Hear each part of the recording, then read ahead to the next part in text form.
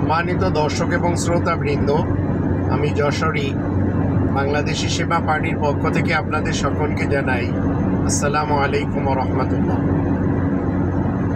আমি আজ ৪৩ বছর থেকে বলে আসছি জামাত ইসলামের নামে কিয়ামত পর্যন্ত এরা পাকিস্তানে, ভারতে কিংবা বাংলাদেশে অথবা অন্যান্য যেসব দেশে তারা রয়েছে কখনো এককভাবে ক্ষমতায় আসতে পারবে না। এরা পাকিস্তানে যেমন পার্টি বদল করেছে, বিভিন্ন পার্টির সাথে গিয়েছে, তদ্রূপ ভারতেও এরা সুযোগ পেলে পার্টি বদল করে। আর বাংলাদেশে এই মুনাফিকিনদের জামাত এমন একটি দুমুখদের জামাত, এই জামাত শিবির এরা কখনো খুনি খালেদার সাথে গিয়েছে, আবার কখনো খুনি হাসিনার সাথে গিয়েছে। এই ইসলামকে লেবেল দিয়ে এরা এদের ধর্মের বুখারি হাদিস এরাই অবিশ্বাস করে, আবার এরাই বলে হাদিস অবিশ্বাসকারীরা কাফের। এরা 2005 সালে আমাকে কেশবপুরে মেরেছে। তার ভিতরে যারা আমার বিরুদ্ধে ছিল, একজন প্রফেসর মুখতার আলী, কেশবপুর কলেজের তিনি শিক্ষক, এখন রিটায়ার্ডে আছেন এবং জামাতের একজন অন্যতম নেতা। আর একজন আমাদের বুড়িহাটি মহিলা মাদ্রাসার সুপার আব্দুল খালিক। আমি এদের কাউকে চিনি না। এই মুনাফিকিনরা সবসময় দুমুখের নীতিতে অটল, পাকিস্তানে, ভারতে, বাংলাদেশে। এই মওদুদি সাহেব একসময় দেওবন্দের যারা আকাবির এবং আসলাফ যারা মৃত্যুবরণ করে গেছেন তাদের খুব আদরের ছিলেন। যখন এই লোকটাকে আরব এলাকাতে মৌলানা মনজুর নোমানি এবং সৈয়দ আবুল হাসান আলী নাদভি পরিচয় করালেন, তখন এই লোকটি এই দুইজন ব্যক্তিকে ছেড়ে দেয়। তারপরে মনজুর নোমানি সাহেব তিনি মওদুদি সাহেবের বিরুদ্ধে বই লেখেন। আবার এই লোকটি তাফিমুল কোরআন লিখেছেন, রাসায়েল এবং মাসাইল লিখেছেন, আবার পর্দা, আবার জিহাদ, এই টাইপের এতগুলি বই লিখেছেন। খিলাফত এবং মুলুকিয়াত, যেগুলি সব এন্টি কোরআন। নিজের মন মতো করে ইসরায়েলি রেওয়ায়েত দিয়ে ভরে দিয়েছেন। আর ইনার নিজস্ব যেখানে ইনার কবর আছে, যদিও ইনি ভিন দেশে মারা গিয়েছিলেন, তো ইনার কবরের সাথেই লাহোরের পাশে মনসুরাতে রয়েছে একটা লাইব্রেরি। ওই লাইব্রেরিতে আমি পড়াশোনা করেছি। যে বইগুলো তার বিপক্ষে লেখা, ওই বইগুলো এত বেশি সিলাইগুলো সব ছিঁড়ে ফেলে দেওয়া, যেন ওই বইগুলো কেউ না পড়ে। আমি ওইগুলো পড়তাম।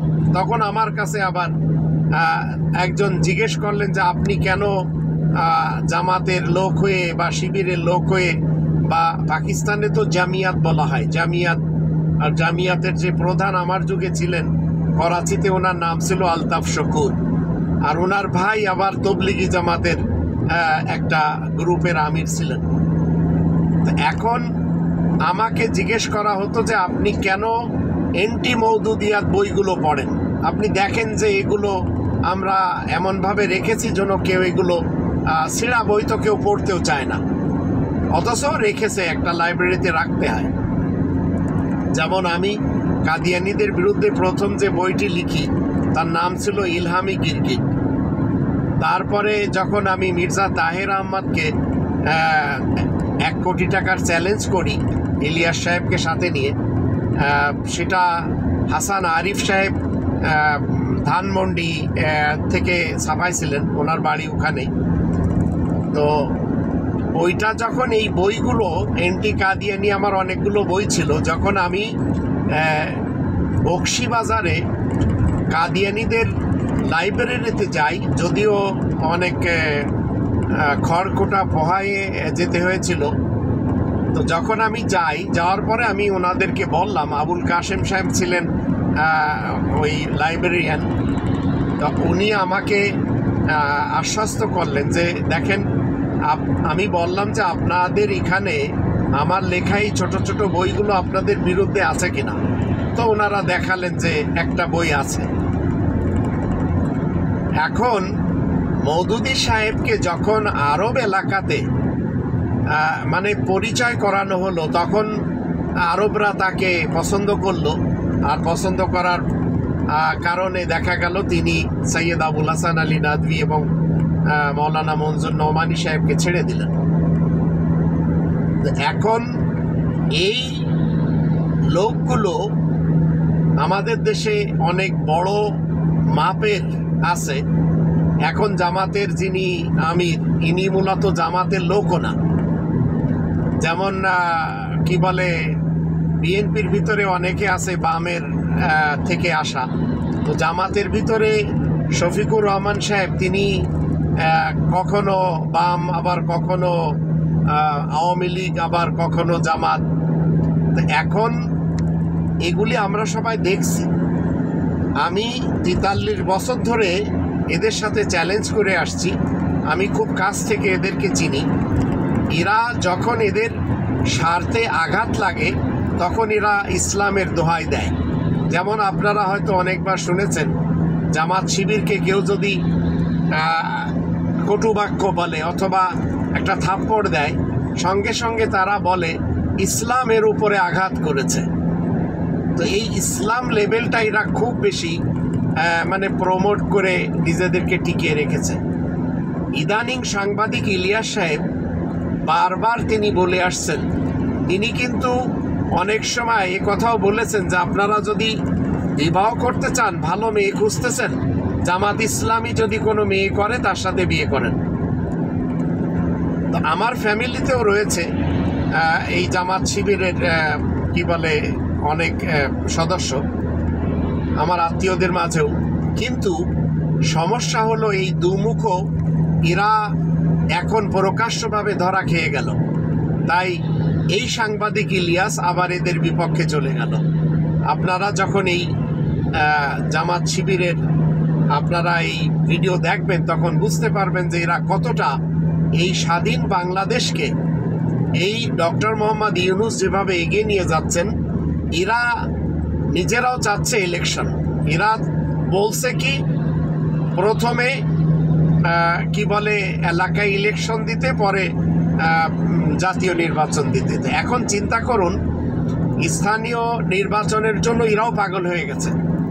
এদের পিছনে এত সুন্দর করে কি বলে ভারতের গোয়েন্দা সংস্থা লেগে আছে যে এখন আপনারা এদের মুখোশটা সুন্দরভাবে দেখলেন, ইলিয়াস সাংবাদিক সুন্দরভাবে তুলে ধরেছেন। আপনারা নিশ্চয় বুঝতে পারছেন যে এই বাংলাদেশকে ভারতের পেটে দেওয়ার জন্য প্রথমে এদেরকে কি করতে হবে, জামাত শিবিরকে হাতে নিতে হবে। কিছুদিন পূর্বে এই প্রামাণিক তিনি বলছিলেন যে জামাতকেও সুযোগ দেওয়া হোক। এই কথাগুলো সব ভারতের রয়ের শিখানো। আর ভারতপন্থীরা, কারণ মওদুদী সাহেবের বাড়ি পাঠানকোট ভারতে, যদিও কবর পাকিস্তানে, মৃত্যুবরণ করেছেন ফিরিঙ্গিতে। এখন আপনারা এখন বুঝুন যে এই দুমুখরা কিভাবে বোল পাল্টে নিজেদেরকে ইস্টাবলিশ করার ক্ষেত্রে কাজ করে চলেছে। এরা যদি ইসলাম প্রিয় হতো, ৭১-এর ইতিহাস আমি এখন আর কি বলবো আপনাদের। ৭১-এর ইতিহাস এদের অনেকটা ভয়ানক, এদের কারণে এদেশের মানুষ মরেছে। তো এখন আরও কত মানুষ এদের কারণে খুন হয়েছে, গুম হয়েছে, হত্যা হয়েছে। ইলিয়াস যেভাবে তুলে ধরেছে, আপনারা ইলিয়াসের ভিডিওটা শুনলেই বুঝতে পারবেন। এছাড়া আরও ছোট ছোট ভিডিও আমি আপনাদের আমার সাথেই তাদেরকে একত্রিত করে শোনানোর চেষ্টা করব। এরপরেও যদি আপনারা মনে করেন যে এদের কাছে ইসলাম রয়েছে, তো মনে রাখবেন এদের কাছে ইসলাম নেই। আবার চরমোনার যারা এ ধর্মের দালাল, এরাও আবার বলেছে যে জামাত যেখানে গেছে সেখানেই ধ্বংস করেছে, আলিয়াতে গেছে আলিয়া ধ্বংস করেছে, তারপরে এরা কওমিতে গেছে কওমি ধ্বংস করেছে। আবার কওমির অনেকে প্রকাশ্যভাবে বলে যে এরা ক্ষমতায় আসলে কওমিদের অনেক সমস্যা হবে। তো মূলত এই জামাত প্রধান আবার কি বলে চরমোনাইতেও যেয়ে আসছে। তো চরমোনাই জামাত গিয়েছে।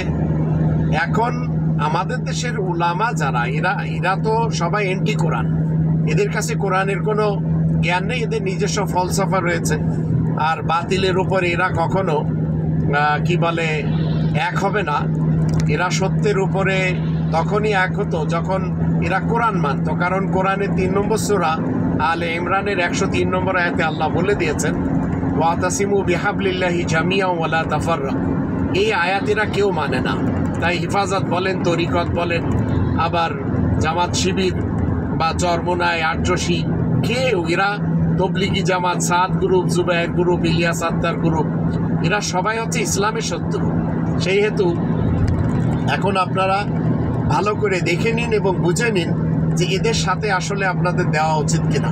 কারণ অনেকেই চাচ্ছেন, যেমন আমরা জানি বিএনপি এবং আওয়ামী লীগ এরা ভারতের অধীনস্থ হয়ে আমাদের দেশটা ভারতের ভিতরেই ঢুকিয়ে দিয়েছিল, ভারতের পেটের ভিতরে। আর এখন প্রকাশ্যভাবে এরা সবাই লেগে আছে, জামাত বলেন, আওয়ামী লীগ বলেন, বিএনপি বলেন, আবার লাঙ্গল বলেন, জাতীয় পার্টি, এরা সবাই এখন চাচ্ছে ডক্টর ইউনূস থেকে এই দেশ পুনরায় ভারতের পেটে ফুললি ঢুকিয়ে দিতে। তাই আমি বাংলাদেশি সেবা পার্টির পক্ষ থেকে আপনাদের সবাইকে বলতে চাই, আমরা যদি ডক্টর ইউনূস স্যারের সাথে না দিই, তাহলে আমাদের চিরজীবনের জন্য, আমাদের আগামী প্রজন্মকেও এই ভারতের গোলামির জিনজির গলায় তকমা হিসাবে করে নিতে হবে। আর এই ছাত্র সমন্বয়ক তারা যে নতুন পার্টি করেছে, সেখানেও আমি আপনাদের তুলে ধরেছি যে কিভাবে তারা দুর্নীতি করে চলেছে। 400 কোটি টাকার দুর্নীতিতে ধরা খেলো একজন। তো এই সমন্বয়কের আবার একজনের বাবা পাপ করেছে কিন্তু ক্ষমা চাচ্ছে ছেলে। এগুলি সব এদের ফাউল টকিং থেকে আপনাদের বাঁচতে হবে। এরা মূলত নতুন কিছু দিবে না। ডক্টর মোহাম্মদ ইউনূস স্যারের সাথে আসুন আমরা সবাই দিই, ইনশাল্লাহ তিনি আমাদেরকে এগিয়ে নিয়ে যাবেন। তবে আমি তাকে কথাও বলবো যে মিরাসের বন্টন নিয়ে কোনোভাবেও আপনি কাউকে পদক্ষেপ নিতে দিবেন না, কারণ মিরাসের বন্টনটা কোরআনে লেখা। এখানে নারীদের বা মেয়েদের অধিকার কোরআন নির্ধারণ করে দিয়েছে। আপনি যদি সেখানে হাত দিতে যান তাহলে আমরা অন্তত আপনার সাথে দিতে পারবো না। এবার আপনারা একে একে শুনে নিন, এই ভিডিওগুলোতে আপনারা বুঝতে পারবেন জামাত কতটা মুনাফিক এবং কিভাবে ভারতের সাথে তাদের আতাত হচ্ছে। আগের সরকার 15 বছর ধরে আমাদেরকে আশা দিয়ে কোনোদিন পূরণ করে না, কিন্তু আমাদের সম্প্রদায়ের লোকরা তাদেরকেই ভোট দেয়। 5ই আগস্টের পরে আমাদের বিভিন্ন মন্দিরে হামলা হয়েছে, বিভিন্ন বাড়িঘরে লুটপাট হয়েছে। আমি দৃঢ়তার সাথে বলতে চাই, কোন ধর্মপ্রাণ মুসলমান এটা করেনি, কোন মসজিদের ইমাম এটা করেনি, কোন মাদ্রাসার প্রিন্সিপাল এটা করেনি। কারা করেছে? মাননীয় আমির এবং এখানকার নেতৃবৃন্দ, আপনারা সবাই জানেন। আমাদের সম্প্রদায়ের লোকদের উপর যখনই কোনো নির্যাতন নিপীড়ন হয়েছে, মাতরাম আমিরে জামাত আজকে আপনার সামনে বলতে চাই, একটি ঘটনারও আমরা বিচার পাইনি। বাংলাদেশের হিন্দু সম্প্রদায়ের এখন প্রাণের দাবি 8 দফা। কিন্তু আমরা সাংবাদিকদের সম্মেলন করিনি, কালকে করেছি আমরা ভিন্ন ধর্মাবলম্বী নেতৃবৃন্দের প্রোগ্রাম করেছি। উনি একটা সমিতির সেক্রেটারি, সাধারণ সম্পাদক, উনি সাধারণ সম্পাদক হিসেবে ওখানে দাওয়াত পেয়ে এসেছেন। আপনি ওনাকে বাদ দিয়ে একজন সভাপতিকে নিয়ে আসতে পারবেন? ধরেন আপনি ইউনিভার্সিটির সেক্রেটারিকে বাদ দিয়ে যদি সভাপতিকে দাওয়াত করেন, অথবা তাকে বাদ দিয়ে যদি আরেকজনকে দাওয়াত করেন, তো স্বাভাবিকভাবে উনি বলবেন না যে ভাই আমাদের সাধারণ সম্পাদক কী অপরাধ করছে, আমাদের সেই অপরাধের সাথে তো আমরা তাকে যুক্ত করতে পারি না। আমরা তাকে দাওয়াত করেছি হিন্দু যে পরিষদ তাদের আছে, হিন্দু পূজা পরিষদ যেটা, সেই পূজা পরিষদে সেগুলো সাধারণ সম্পাদক। আমরা তো ভিন্ন ধর্মাবলম্বী নেতৃবৃন্দ যারা, তাদের নিয়ে বসেছি। সুতরাং সেই জায়গায় তার অন্য আরও কি বিষয় আছে, এটা আমাদের কাছে সেদিন অপ্রাসঙ্গিক ছিল। সুতরাং এই বিষয়টার সাথে কালকের যে প্রোগ্রাম হয়েছে সেটা প্রাসঙ্গিক না। অনেক ধন্যবাদ সবাই। আসসালামু আলাইকুম। বাংলাদেশ জামাতে ইসলামী আজকের মূল ভিডিওটা মূলত তাদেরকে নিয়েই, যারা পূর্ব পাকিস্তান থেকে বাংলাদেশ হোক সেটা চায় নাই। মূলত তারা এই দেশে যে স্বাধীনতা পরবর্তী সময় সেই দেশে বসবাসের অযোগ্য, তারা বাংলাদেশের একটা অপশক্তি, পাকিস্তানি অপশক্তি। তাদের এই দেশে না, রাজনীতি তো পরের কথা, ওই নামে এবং ওই ব্যক্তিরা এই দেশের নাগরিকত্ব পাওয়ার, তাদের আমি মনে করি মরণোত্তর নাগরিকত্ব বাতিল করা উচিত, কারণ তারা এই দেশে স্বাধীনতা চায় নাই। এখন আপনি হয়তো আজকে আমার এই কথা শোনার পরে মনে করবেন যে আমি এতদিন আমি তো নিজেই বলতাম, হ্যাঁ আমি বলতাম, আমি তো, আমার তো ওই সময় জন্ম হয়নি। আমার জন্ম হইলে আমি দুই পাকিস্তানকে এক রাখতেই চাইতাম। যদি না পারতাম আমি ওই পাকিস্তানে, পশ্চিম পাকিস্তানে চলে যেতাম। আপনি পশ্চিম পাকিস্তানের পক্ষ হয়ে যুদ্ধ করলেন, পূর্ব পাকিস্তান স্বাধীন হয়ে গেল, আপনি আবার পূর্ব পাকিস্তানে থাকার জন্য আপনার এত খায়েশ কেন? আবার পূর্ব পাকিস্তানে আপনি রাজনীতি করবেন, সেই দলেই রাজনীতি করবেন, এত ঘাটতারামো কেন? আপনাদের এই ঘাটতারামোর কারণে আজকের এই বাংলাদেশে অসংখ্য মানুষ গুম হয়, খুন হয়, ধর্ষিত হয়, ধর্ম পালনের সমস্যা হয়, ইসলাম পালনের সমস্যা হয়, এই দেশের দাড়ি টুপি রাখতে সমস্যা হয়। কিভাবে, খুব মনোযোগ দিয়ে শুনেন, কথা টুইস্ট করা যাবে না আর উল্টাপাল্টা বোঝাও যাবে না, যেটা বলছে সেটা বুঝতে হবে। জামায়াতে ইসলামী এই 71 সালের যে অবস্থান ছিল, আমি তাদের সেই অবস্থানকে সমর্থন করি, আগেও করি, এখনো করি, সারা জীবনই করব। কারণ দুই পাকিস্তানকে ভাঙার কারণে ভারত আজকে এই বাংলাদেশের উপরে এই ধরনের নির্যাতন এগুলো করার সুযোগ পেয়েছে।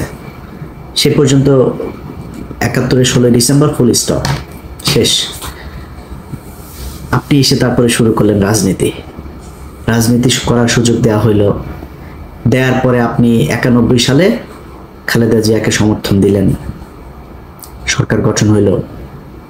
91 থেকে খালেদা জিয়া 96 পর্যন্ত কি দোষ করেছিল যে আপনি 96 সালে শেখ হাসিনার পক্ষে যায় খালেদাকে হটানোর জন্য জীবন মরণ দিয়ে যুদ্ধ করলেন? কি করেছিল খালেদা জিয়া আপনার সাথে? এই দেশের বিরুদ্ধে অবস্থান নিয়েছিল। বিএনপি দুর্নীতি করেছিল, দুর্নীতি আজকে করে নাকি, কালকে করবে নাকি, এই বিএনপি আবার আসলে আবার করবে। আওয়ামী লীগ কি করেছে গত 15 বছরে দেখেন না চোখে? কেউ কেউ বলে থাকে ওই মেট্রো রেলে উঠলে নাকি 2টা শব্দ তাদের খুব ইয়ে লাগে, যে মুনাফিকের জাতি নাকি যেন বলে, বেঈমানের জাত, এটা মনে হয়। আরে তোর বাপের টাকা দিয়ে এই ইয়ে বানাই দিয়ে গেছিস, তোরা যেই টাকা দিয়ে মেট্রো রেল বানাইছিস, এরকম টাকা দিয়ে মেট্রো রেল এরকম পুরো ঢাকা শহর ছেয়ে ফেলা যায়। 3 পদ্মা সেতুর টাকায় 1 পদ্মা সেতু বানাইছিস। তোদের মেট্রো রেল আর পদ্মা সেতুতে উঠলে মনে হওয়ার কথা, টাকাগুলো নিয়ে গেছিস, টাকাগুলো ফেরত দেওয়ার কথা মনে হওয়া দরকার। বেঈমানের জাত, মানে তোর বাপের টাকা দিয়ে করছিস না? তো এই দেশে যারা ওই সময় রাজনীতি করেছে, বিএনপি বলেন, আওয়ামী লীগ বলেন, সবাই দুর্নীতি করেছে। তা আপনি 91 থেকে 96-তে আপনি জানেন না শেখ হাসিনাকে বাংলাদেশে ইন্ডিয়া পাঠিয়েছে কেন? 91-তেই তো ইন্ডিয়া তাকে বসাতে চেয়েছিল, পারে নাই, 96-তে বসাবে। আপনার এইটুক দূরদর্শিতা মানে নিচে চুল গজায় নেয় আপনার, যে আপনি বুঝেন না যে হাসিনাকে দিয়ে তারপর এই দেশটাকে ভারত নিয়ন্ত্রণ করবে। হাসিনার পক্ষ যা করলেন, 2 দিন পরে আবার ভাতার পাল্টাইলেন, ওই ভাতার আর ভাল লাগে না, ভাতার পাল্টায় আবার ফের খালেদা জিয়ার কাছে আসলেন, এসে তারপরে পায়ে টায়ে ধইরা তারপরে জোট করলেন, করে আবার ক্ষমতায় বসলেন। ক্ষমতায় বসার পরে এরপরে দেশ চালাইলেন। দেশ চালানোর সময় যা যা হয়েছে, যেভাবে চলেছে, সেখানে তো আপনার বুঝার আমার মনে হয় না যে কোনো সমস্যা হয়েছে যে খালেদা জিয়া কি চায়, খালেদা জিয়া কি আসলে ভারতের লোক না কিসের লোক। যদি সমস্যা হতো তাহলে ওই সময় চলে আসতেন, সরেন নাই তো, তাদের সাথেই ছিলেন। আসলো 2024, মাঝখানের পুরোটা সময় বাদ দিলাম বিরোধী দলে। 24 আসার পরে আগস্টে হাসিনারে সরাইলেন, সরানোর পরপর বিএনপি আবার খারাপ হয়ে গেল। কারণ কি? বিএনপি তারেক রহমান ইন্ডিয়ার কাছে বিক্রি হয়ে গিয়েছে? বিএনপির চোর মানে যদি ধরা যায় 80%ই চোর, মানে এটা ই করা দেশের মানুষই ভাই 90% 99% চোর আমার দেশের, ইনক্লুডিং মি। আমি আমার বাদ দিলাম না, 99% চোর এই দেশে, হয়তো 2-1% ভালো থাকতে পারে। তো বিএনপি চুরি করেছে, এটা বাদ। বিএনপি আওয়ামী লীগ এই ইন্ডিয়ার সাথে কিছু করেছিল নাকি? খালেদা জিয়া তারেক রহমান বিক্রি হয়ে গিয়েছিল, 5 তারিখে বিক্রি হয়েছিল। তো 5 তারিখের পরে বিএনপি খারাপ হয়ে গেল কেন হঠাৎ আপনার কাছে? আপনার বাল গজায় নাই যে এই আপনি যদি বিএনপির সাথে দ্বন্দ্ব করেন তাহলে ইন্ডিয়া আবার এখানে ঢুকবে? আচ্ছা, আপনি বললেন যে আপনি কি সবাই মাফ করে দিয়েছেন আপনি আওয়ামী লীগকে। চাচা সমস্যা কি? ভিডিও টিডিও আছে নাকি ভাইয়ের কাছে? টাকা পয়সা লেনদেনের কোনো কিছু আছে? সমস্যাটা কোথায়? আপনি এসে বললেন মাফ করে দিলাম, এটা আপনার কথা হওয়ার কথা না। আরে ভাই, গত 15 বছর এই দেশটা ইন্ডিয়ার কাছে বিক্রি করে দিয়েছিল। আপনি সেই দেশের স্বাধীন হবার পরে আপনি তাদেরকে মাফ করে দিয়া তারপরে তাদেরকে নিয়ে থাকতে চান, কারণ কি? সমস্যাটা কি? এটা তো বলা দরকার মানুষের কাছে, যে কোন কারণে, কি স্বার্থ দেখে বা কোন যুক্তিতে আপনি তাদেরকে মাফ করে দিচ্ছেন এত তাড়াতাড়ি। বিএনপি শুরু করলো, জামাত টানছে, আমাদেরও তো তাহলে সবাই টানা দরকার। টানাটানি আওয়ামী লীগের কে কত নিতে পারে, এদের কাছে সবচেয়ে প্রিয় মানুষ হয়ে গেল আওয়ামী লীগ। 5 আগস্টের পর থেকে আজ পর্যন্ত বলেন, এই দেশে নিজেরে নিয়ে যদি আমি কথা বলতে চাই তাহলে মনে হবে আমি বোধহয় নিজেরে মানে বলতেও লজ্জা লাগে। আমি পিনাকি আর কনক সারোয়ার 2-4 জন আরও আছেন, এদের বাইরে আর কারোর তো আমি দেখি না যারা কিনা ইন্ডিয়ার ব্যাপারে একদম 0 টলারেন্স নিয়ে তারপরে কোনো কথা বলছে বা কোনো কাজ করছে, কাউরে দেখি না। তো আপনি এদের কাছে নির্যাতিত হইলেন, এতটা দিন ধরে নির্যাতিত হইলেন, এদের ব্যাপারে আপনার কোনো সমস্যা নাই, কোনো অভিযোগ নাই। আমরা ফাইন্ড আউট করে দিলাম যে এই যে এই ব্যক্তি এই প্রতিষ্ঠানগুলো ইন্ডিয়ার ওয়ার করেছে, পক্ষে কাজ করেছে। আপনিও তাদেরকে নিয়ে বসায় স্টেজে বসায় তারপরে বক্তব্য শোনাবেন। পিছনে দেখি ওই যে শফিকুল ইসলাম মাসুদ চোখ বন্ধ করে মনে হয় বিশাল ধ্যানে আছে, মানে ওর বাপ ওই সন্তোষ শর্মা বক্তব্য দেয়, ওর বাপের বক্তব্য শোনা মধুর মানে স্টেজে দাঁড়ায় রয়েছে, পিছনে বডিগার্ডের মতো, সোহরাওয়ার্দীর বডিগার্ড শেখ মুজিবের মতো ওইভাবে দাঁড়ায় আছে। এটা এই জন্য এই 15 বছর এই জন্য মানুষ জীবন দিয়েছে। আপনার এই প্রোগ্রামটা যারা অর্গানাইজ করেছেন তাদেরকে, সেই জামাতের নেতা যারা সন্তোষ শর্মাকে দাওয়াত দিয়েছেন, সে ব্যক্তিগুলোকে একটু বলি যে মনে করেন আপনারা অলমোস্ট সবাই জেলে গিয়েছেন, আমি যতটুকু জানি। জেলে যাওয়ার পরে আপনার স্ত্রী বা মেয়েকে পুলিশ আপনাকে ক্রস ফায়ার দিবে এটা মনে করে তারপরে ধর্ষণ করেছে, ধর্ষণ করে পেটে বাচ্চাও দিয়ে দিয়েছে। অ্যাবর্শন তো করাইতে পারে না লজ্জার শরমে। আপনাদের ঘরে যদি এরকম একটা বাচ্চা টাচ্চা যদি থাকে, মনে করেন থাকে, কেমন লাগবে? আছে কিনা ওইটাও তো আল্লাহই জানে। থাকতে পারে না? কেন বললাম জানেন কথাটা? আলেপের কথা মনে আছে? আমার এই চ্যানেলে একটু পিছনে যায় ভিডিওগুলো দেখেন। এই পুলিশ অফিসার এক ব্যক্তিকে ধরে তার স্ত্রীকে তার স্বামীর ক্রসফায়ারের ভয় দেখিয়ে রোজা ভাঙিয়ে রোজার মাসে তারপরে ধর্ষণ করেছে। দেখেছেন আমার এই চ্যানেলে ভিডিওটা? এরকম 16 জন আমাদের বাংলা এডিশন অফিসে গিয়েছিল। তো বাংলা এডিশনের কাছে যারা গিয়েছে ওরা তথ্য দিতে চায়, নাম টাম বলার পারমিশন দিচ্ছেন। তো বললাম নাম টাম কিছু যদি না বলি, কোনো পুলিশের নাম বলতে দেবেন না, ওরা লজ্জায় কারণে বলতে চায় না। তো এখন ওই ব্যক্তি শুধু আমাদের কাছে বক্তব্য দিয়েছিল কারণ ওর স্ত্রী মারা গিয়েছে। এগুলো নিয়ে দ্বন্দ্ব, সাংসারিক দ্বন্দ্ব, তারপরে আবার উনি গর্ভবতী ছিল, এইসব সমস্যা মিলে হঠাৎ করে মারা গিয়েছে। স্বামী স্ত্রীর মধ্যে এটা নিয়ে খুব খারাপ পরিস্থিতি চলছিল, মারা গিয়েছে। সে লোকের কথা শোনেন নাই? ওই লোকের স্ত্রীকে এইভাবে জোর করে ধর্ষণ করেছে। আমরা তো জানি না আরো কত মানুষের স্ত্রীকে এইভাবে ধর্ষণ করেছে যারা আমাদের কাছ পর্যন্ত পৌঁছাইতে পারেনি। আপনি মাফ করে দেওয়ার কে? তাদের কাছে জিজ্ঞেস করেছেন? ভারত গেল 15 বছরে যা করেছে সেটার শাস্তি হতে হবে, শুধু শাস্তি না, সারা জীবনের জন্য তাদেরকে নিষিদ্ধ করতে হবে। আপনি 2 দিনের মাথায় মাফ করে দেন। খিলগাঁয়ের জনির কথা মনে আছে? বুকে গুলি কয়টা? 19 গুলি নিয়ে তারপরে মরতে হয়েছিল, ছোট বাচ্চা। তার ওই বাচ্চার কাছে গিয়ে জিজ্ঞেস করেছেন যে ওর বাপের এই হত্যাকাণ্ডকে সে মাফ করেছে কিনা? সারা দেশে সেই 5ই মে থেকে শুরু করে বিভিন্ন সময় এই দেশে গণহত্যা চালিয়েছে। ঠিক যখন আপনি কথাটা বলছিলেন তার 1 মাস আগে, 15 দিন আগে একটা গণহত্যা চালিয়েছে। আপনি তাদেরকে মাফ করে দিচ্ছেন এত তাড়াতাড়ি। নিশ্চয়ই চাচা মিয়া ভিডিও টিডিও কোনো মমতাজ টমতাজ কারোর সাথে মনে হয় আকাম কুকামের কোনো ভিডিও আপনার আছে আওয়ামী লীগের কাছে বা রয়ের কাছে, এই জন্য আপনি বক্তব্য দিতে বাধ্য হয়েছেন। ওইটা আপনার বক্তব্য হওয়ার কথা না। আমি একজন মানুষ হিসাবে, সুস্থ মস্তিষ্কের একটা মানুষ হিসাবে এটা আমি মনে করি না। হয় আমি পাগল হয়ে গেছি, নাহলে আপনার কোনো ভিডিও টিডিও কিছু একটা আছে, নাহলে আপনি মাফ করতে পারেন না। আপনাদের অনেকের খারাপ লাগতে পারে ভাই, এই দেশের এই জামাত ইসলামীর কারণে আমি সরাসরি বলি, ধরেন আমি কয়দিন আগে ওই যে বিরিয়ানি আলম সাহেব বলেছিলেন, তার সাথে আমার ওয়াশিংটনে আমরা মুশফিক ভাই টুশফিক ভাই এরা কয়েকজন ছিলাম একটা প্রেস ব্রিফিংয়ে এখানে। তো আমার জিজ্ঞেস করছিল যে আপনি নির্বাচন হলে কারে ভোট? আমরা নির্বাচন হলে জামাত ইসলামে ভোট দেবো। এখনো এটা প্রকাশ্যে, মানে এটা আমি যেটা বলি আমি সবার সাথে কথা ওইভাবেই বলি, জামাত ইসলামে দেবো। যে কেন জামাত ইসলামে কেন দেবেন? মানে জামাত ইসলাম বিএনপি দুইটা আমার কাছে সমান্তরাল, কিন্তু যেহেতু ওরা ইসলামটাকে একটু প্রেফার করে তো আমি এই কারণে জামাত ইসলামকেই ভোটটা দিব। বাট আমি বিএনপিকেও পছন্দ করি, এখনো বলছি। এই এক কারণে জামাত ইসলামের প্রতি মানুষের যে দুর্বলতা, এইটার কারণে বিএনপির চাইতে আপনারা অনেকেই হয়তো জামাত ইসলামের, অনেকে আমার তো মানুষ জামাত ইসলামী মনে করে, তো কালকে হয়তো মনে করছে আরে ইলিয়াস কি সমস্যা, কি ইলিয়াস তো জামাতও করেনি, তাহলে আসলে করে কোন দল? এখন আমি জামাত করি না, কিন্তু বিএনপির লোকজন কিন্তু আমার জামাত বানায়। এই যে জামাত বলা হয় এটার কারণ কি জানেন? এটার কারণ হচ্ছে ওই যে ধর্মীয় কথাবার্তা বলি।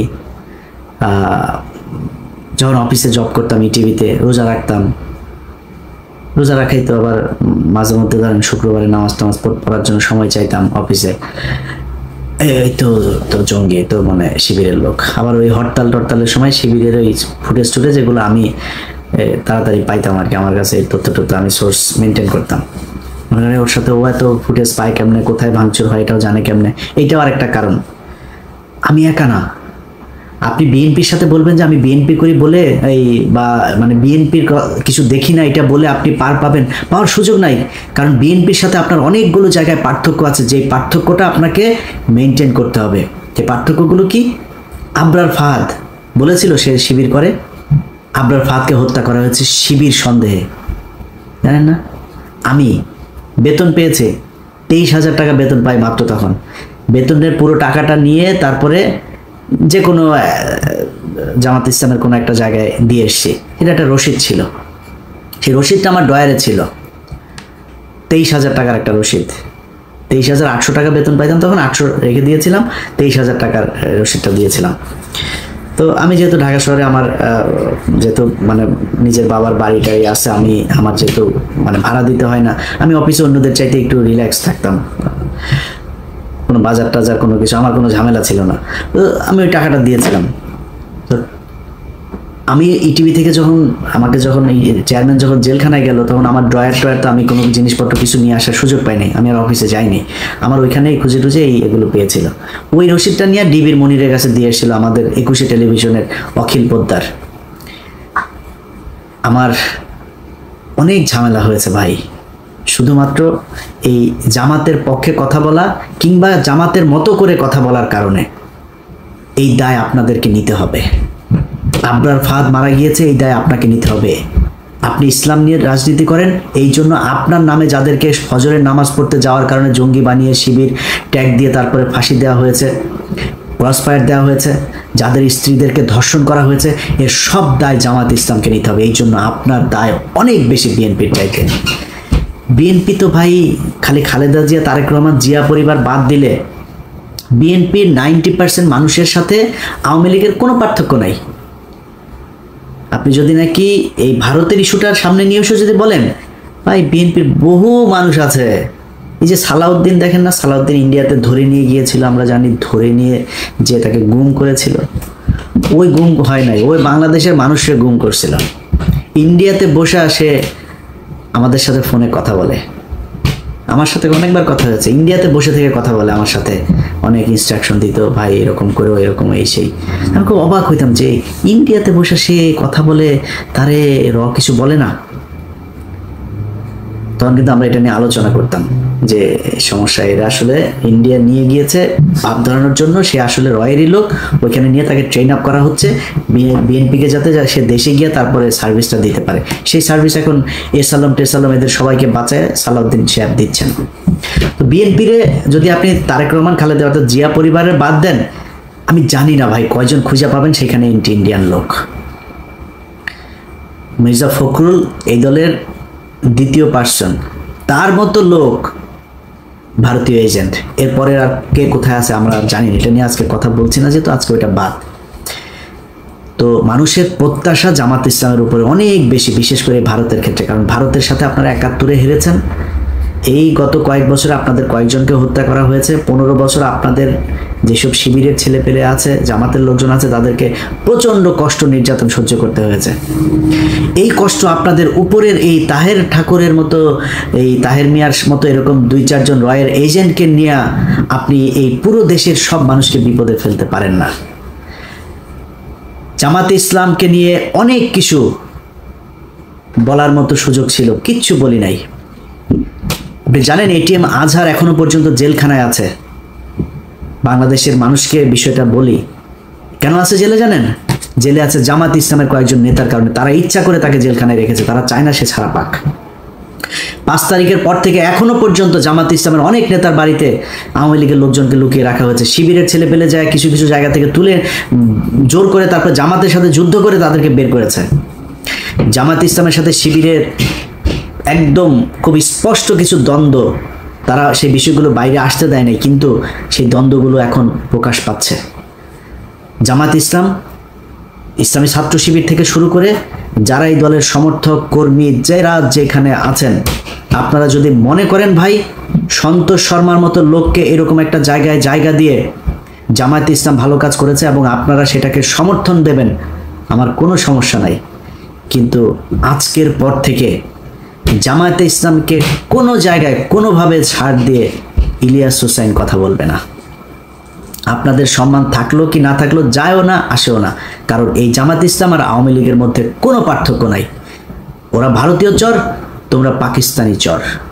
আমরা পাকিস্তানের সাথে প্রচণ্ড ভালো সম্পর্ক রাখতে চাই, কিন্তু তুমি পাকিস্তানের হয়ে এই দেশের বিরুদ্ধে, মানুষের বিরুদ্ধে যুদ্ধ করে তারপরে এই দেশে এসে রাজনীতি করবা, রাজনীতি করতে এসে যখন যার দিকে মনে চায় তার পক্ষ হয়ে কাজ করবা, আর তোমারে আমরা কোলে তুলা তুলা নাচবো, এটা মনে করার কোনো কারণ নাই। এই কারণেই আজকের ভিডিওতে সবশেষ যেটা বলতে চাই, তোমাদের এই গত 15 বছরে তোমার দলের ভেতরে যত মানুষজন নির্যাতন সহ্য করেছে তাদের কাছে পারমিশন নিয়ে তারপরে সন্তোষ শর্মাকে কালকে স্টেজে উঠিয়েছিল কিনা, এটার পরিষ্কার জবাব আমি আজকে কৃতজ্ঞতা জানাতে চাই অন্যান্য রাজনৈতিক দলের নেতাকর্মীদের মতো জামাত ইসলামী বাংলাদেশের নেতাকর্মীরা আমাদের সম্প্রদায়ের লোকদের রক্ষা করার জন্য, আমাদের ধর্মীয় প্রতিষ্ঠান রক্ষা করার জন্য আত্মনিয়োগ করেছিলেন। আওয়ামী লীগের দোসর হিসেবে পরিচিত সন্তোষ শর্মাকে দাওয়াত দিয়ে মঞ্চে বক্তব্য দেওয়ার সুযোগ দিয়েছে বাংলাদেশ জামায়াতে ইসলামী। যে আওয়ামী লীগের আমলে তারা সবচেয়ে বেশি নির্যাতিত, শহীদ হয়েছেন তাদের শীর্ষস্থানীয় নেতৃবৃন্দ, সেই দলের দোসরকে এভাবে মঞ্চে বসানোয় শুরু হয়েছে তীব্র সমালোচনা। সাংবাদিক ইলিয়াস হোসেন একটি স্ট্যাটাসে জামায়াতে ইসলামীকে ধুয়ে দিয়েছেন। তিনি লিখেছেন, সন্তোষ শর্মাকে আজকে জামাতের অনুষ্ঠানে দাওয়াত দিয়ে বক্তব্য দেওয়ার সুযোগ দেয়া আর জামাত নেতাদের দৌলদিয়া ঘুরে আসা একই জিনিস, মনে রাখলাম।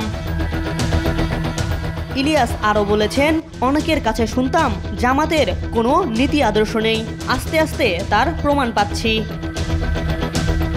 এদিকে সন্তোষ শর্মার বিরুদ্ধে ভারতীয় গোয়েন্দা বাহিনী এর সহযোগী হিসেবে সম্পৃক্ত থাকার অভিযোগ রয়েছে।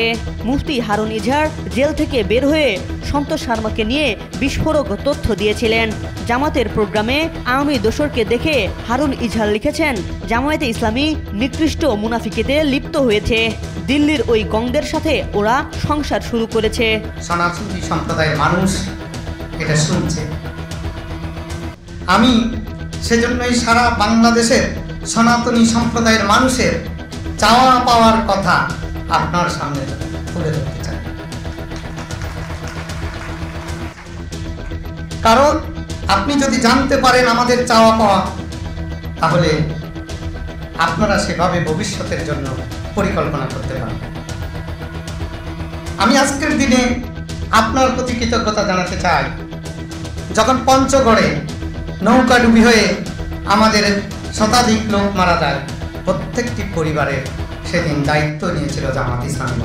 শিবির নেতাদের সতর্ক করে হারুন ইজহার বলেন, হে শিবির, হে শহীদ নেতৃবৃন্দের উত্তরসূরিরা, তোমাদের সিদ্ধান্ত নেয়ার সময় এখন। গতকাল বুধবার রাজধানীর ইনস্টিটিউট অফ ডিপ্লোমা ইঞ্জিনিয়ার্স মিলনায়তনে জামায়াতে ইসলামী ঢাকা মহানগর দক্ষিণ শাখার উদ্যোগে ভিন্ন ধর্মাবলম্বীদের নিয়ে প্রীতি সমাবেশে আমন্ত্রিত ছিলেন সন্তোষ শর্মা। এছাড়াও অন্যান্য বিভিন্ন ধর্মের নেতৃবৃন্দ ছিলেন। তবে আওয়ামী দোসর হওয়ায় সন্তোষকে নিয়েই চলছে বেশি সমালোচনা। এর আগে পতিত স্বৈরাচার শেখ হাসিনা ও ভারতের মুসলিম হত্যার অন্যতম কুশীলব নরেন্দ্র মোদীর সাথেও সন্তোষ শর্মার সাক্ষাতের বিভিন্ন ছবি রয়েছে সামাজিক মাধ্যমে। তাই ওইসব ছবি প্রকাশ করে জামাতকে তুলোধনা করছেন নেটিজেনরা। এদিকে পিনাকি ভট্টাচার্যও খেপেছেন জামাতের বিরুদ্ধে। তিনি লিখেছেন, অনেকে বলেন জামাত ইন্ডিয়ার কাছে আত্মসমর্পণ করেছে। জামাত সবসময় অস্বীকার করে গেছে। সন্তোষ শর্মাকে বক্তব্য দিতে গিয়ে জামাত প্রমাণ করেছে সে আসলেই ভারতীয় বলয়ে ঢুকেছে বা ঢুকতে যাচ্ছে। তবে ওই অনুষ্ঠানে সন্তোষ শর্মাকে দাওয়াত দেওয়া হয়েছিল বাংলাদেশ পূজা উদযাপন পরিষদের সাধারণ সম্পাদক হিসেবে। ওই অনুষ্ঠানে সন্তোষ শর্মা বলেন, আমাদের প্রাণের ৮ দফা দাবি জামাত ইসলামী তাদের নির্বাচনী ইস্তেহারে সংযোজন করবে, সেই প্রত্যাশাই রাখছি। আমরা 53 বছর ধরে বঞ্চিত, আমরা কোনো ঘটনার বিচার পাইনি, আপনারা সেই বিচার নিশ্চিত করুন। MR আকাশ, আজকাল।